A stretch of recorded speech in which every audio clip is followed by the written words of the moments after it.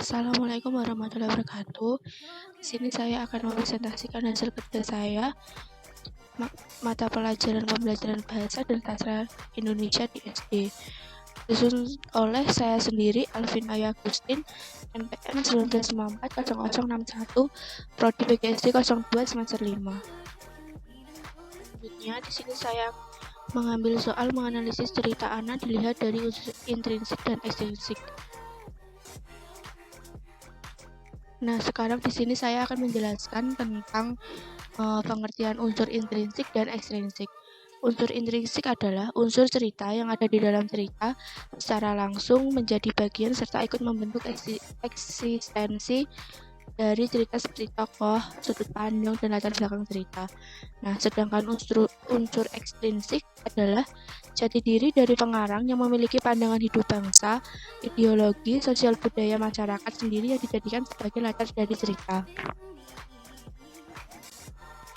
Selanjutnya, ada beberapa unsur-unsur intrinsik dalam cerita anak. Yang pertama, tokoh. Tokoh sendiri adalah unsur yang selalu menarik perhatian serta kesan di dalam cerita anak. Tokoh cerita adalah pelaku yang diceritakan atau dikisahkan di dalam cerita melalui alur. Yang kedua, latar atau setting adalah sebagai tumpuan di mana berlangsungnya segala peristiwa serta kisah dalam cerita. Yang ketiga, ada alur. Alur sendiri adalah alur dalam teks cerita akan berhubungan dengan segala hal seperti peristiwa, konflik, klimaks, hingga bagaimana cerita itu selesai.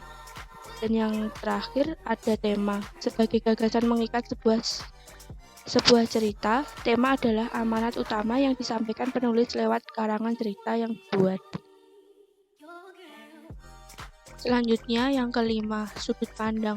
Sudut pandang adalah cara atau pandangan yang digunakan oleh penulis atau pengarang cerita sebagai sarana untuk penampilan tokoh, tindakan, serta peristiwa yang membentuk cerita pada pembaca.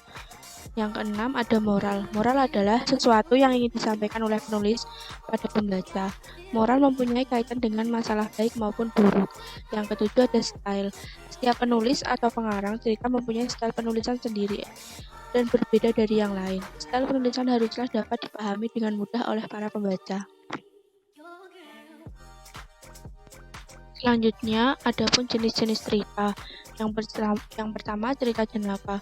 Cerita jenaka adalah cerita yang menghibur serta mampu untuk membuat pembaca atau pendengarnya tertawa. Cerita jenaka juga dapat dipahami sebagai cerita lucu yang mampu menghibur baik dari penokohan maupun alurnya. Yang kedua, ada fabel. Fabel sendiri adalah sebagai cerita tentang kehidupan dunia binatang yang memiliki nilai moral dan budi pekerti. Penggunaan binatang di dalam cerita fabel adalah sebagai pengganti tokoh manusia, namun digambarkan tetap dapat berpikir, mempunyai perasaan, berinteraksi, bersikap, dan bisa berbicara. Yang ketiga ada legenda. Legenda sendiri adalah cerita proses rakyat yang dianggap atau dipercaya sebagai cerita suatu kejadian yang benar pernah terjadi oleh yang mempunyai cerita.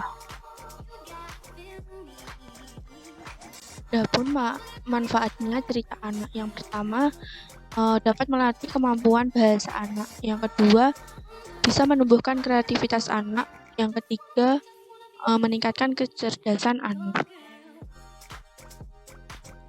Nah, di sini ada salah satu contoh cerita anak dengan unsur ekstrinsik dan intrinsik yang berjudul Terima Kasih.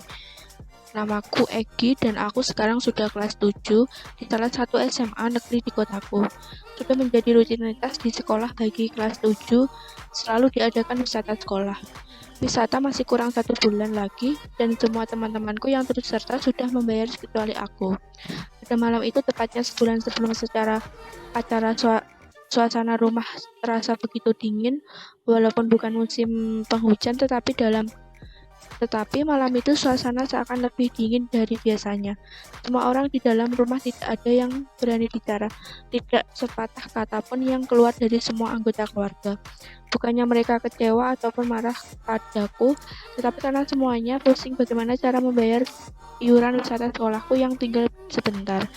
Pada awalnya karena tidak tega melihat keluargaku, aku memutuskan untuk mundur saja dan tidak ikut study tour, tetapi belum selesai Aku berkata, tiba-tiba ayahku langsung membantahnya, padahal biasanya ayah orangnya tidak banyak bicara. Apapun yang terjadi, kamu harus ikut sekarang, cepat pergi tidur, besok ayah atau bayarkan semua kekurangan biaya yang akan ayah lunasi. Tidak, apapun yang terjadi, kamu harus ikut sekarang, cepat pergi tidur, besok ayah akan bayarkan semua yang kekurangan biaya yang akan lunasi. Pun menuruti perkataan ayah, aku menuju kamarku dengan perasaan kacau. Bukannya aku merasa egois, tapi aku tahu jika saat itu ayah tidak ada uang buat bayar iuran studi tour. Dengan sekuat tenaga, aku coba untuk memejamkan mata dan berusaha untuk tidak memikirkannya. Ditambah lagi, isak tangis dari ibuku di ruang tangguh yang terdengar lirih membuatku semakin tidak nyaman. Untuk tidur, aku sangat mengetahui mengapa ibu menangis seperti itu. Namun, ayah sendiri tetap bersikeras menyuruhku ikut study tour karena ayah merupakan sosok pria yang tidak akan membiarkan buah hatinya sedih dan malu karena ketidakmampuannya. Pada malam itu, malam yang semakin larut dan menunjukkan pukul 9 malam, ayah serta yang lainnya masih terjaga serta berpikir untuk mencari biaya, sedang berdiskusi di ruang tengah. Secara tiba-tiba, pintu rumah diketuk dan sontak itu mengagetkan. Mereka ternyata salah seorang tangga pendatang ke rumahku dengan membawa amplop coklat. Sekian dari presentasi saya. Apabila ada salah kata, saya mohon maaf.